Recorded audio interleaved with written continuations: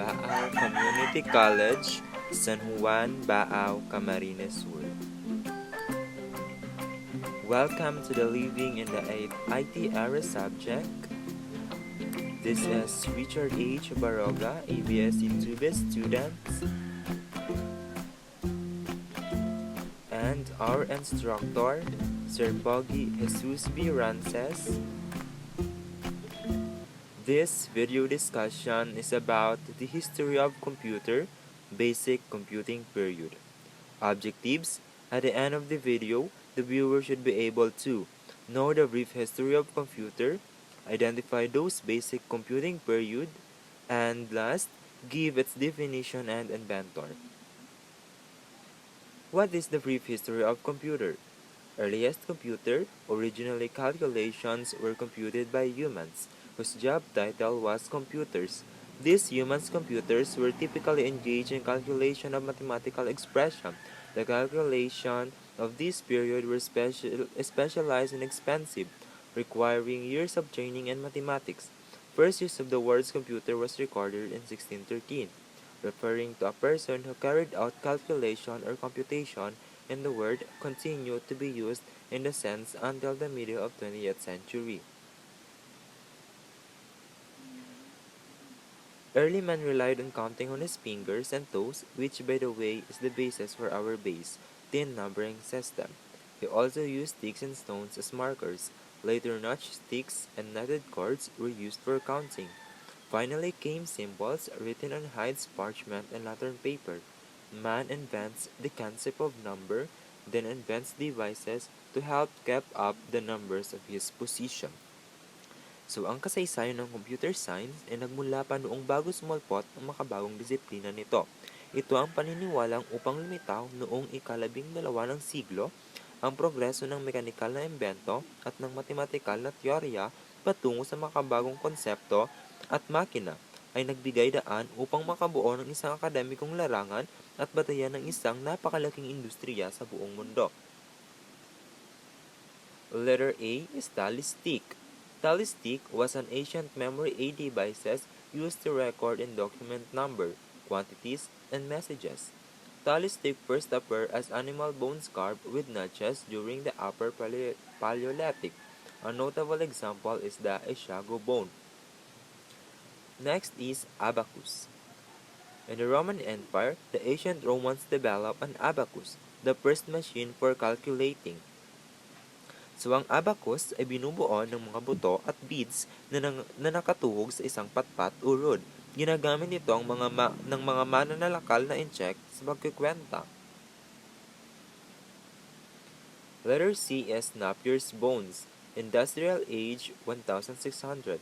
John Napier, a Scottish nobleman and politician, devoted much of his leisure time to study of mathematics. He was especially interested in devising ways to aid computation. His greatest contribution was the invention of logarithm. He inscribed logarithmic measurement of a set of 10 wooden rods and thus was able to multiplication and division by matching up numbers on the roots. This became known as Napier bones. Ang Napier bone po ay naimbento ni John Napier, isang Scottish na inventor ng logarithm. Ang Napier's root, na minsan rin tinawag na Napier's bone, ay naimbento noong 1610 upang mapagaan ang gawain ng pagmumultiplika. Letter D is a slide rule. Napier invented logarithms. Edmund Gundry invented the logarithmic scales, lines edged on metal or wood, but it was William Oughtred in England who invented the slide rule. Using the concept of Napier's bones, he inscribed logarithms on strips of wood and invented the calculating machine, which was used up until the mid of 1970s when the first handheld calculators and microcomputers appeared. Si William Oughtred naman po ang nag-imbento ng slide rule kung saan kumuha siya ng ideya o konsepto sa naimbento ni John Napier na Napier bones. Letter E is Pascaline. In 1642, Blaise Pascal, 1623 to 1662. Blaise Pascal, a French mathematical genius at the age of 19, invented a machine which he called the Pascaline that could do addition and subtraction to help his father, who was also a mathematician. Pascal machine considered as a series of gears with 10 teeth each representing the number to 0 to 9. As each gear made one turn, it would trip the next gear up to make 1 over 10 of the revolution. The principle remained the foundation of all mechanical adding machines for centuries after his death. The Pascal programming language was named in his honor. Pascaline na naimbento ni Blaise Pascal, isang mathematician mula sa France. Ang kauna-unahang nakaisip na gumawa ng isang adding machine ay ang unang mechanical na calculator na tinawag na ngang Pascaline. Step Reckoner. Gottfried Wilhelm von Leibniz invented differential and integral calculus independently on Sir Isaac Newton, who is usually given sole credit. He invented a calculating machine known as Leibniz's well or the step reckoner.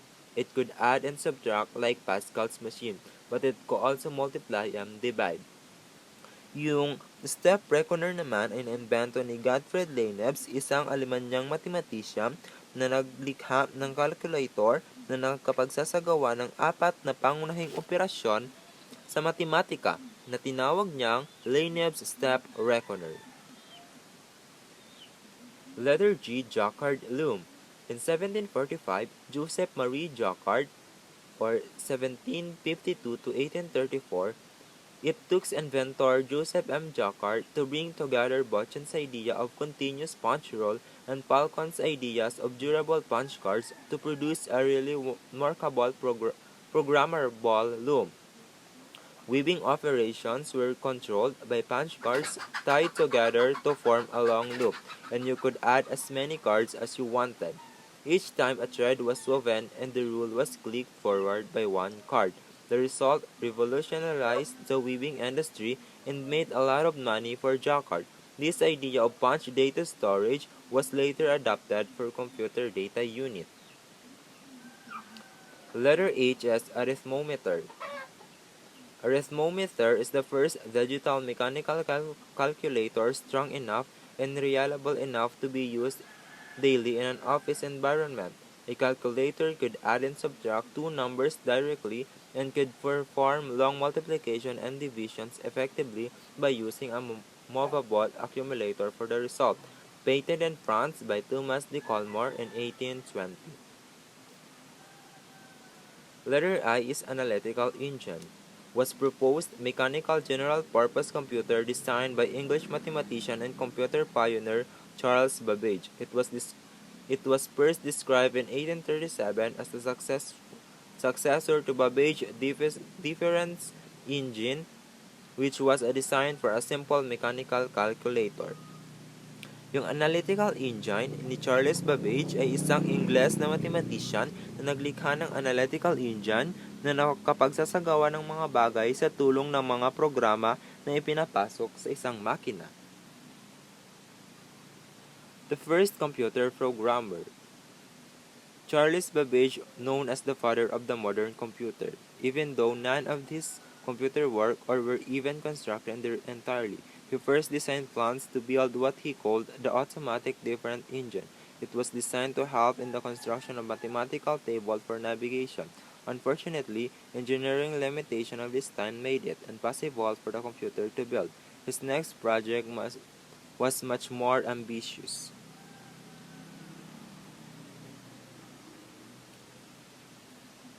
First computer programmer, si Lady Ada Byron ang lumikha ng program para sa analytical engine ni Babbage na tinatawag ngayong computer program.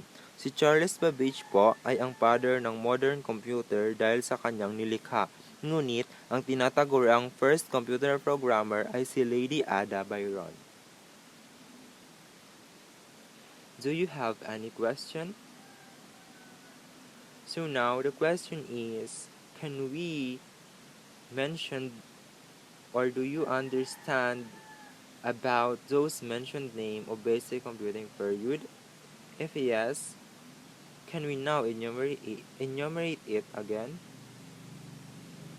Tally stick, abacus, Napier bones, slide rule, Pascaline, step reckoner, Jacquard loom, arithmometer, different engine and an analytical engine, and the first computer programmer. References and resources. Thank you for watching and listening.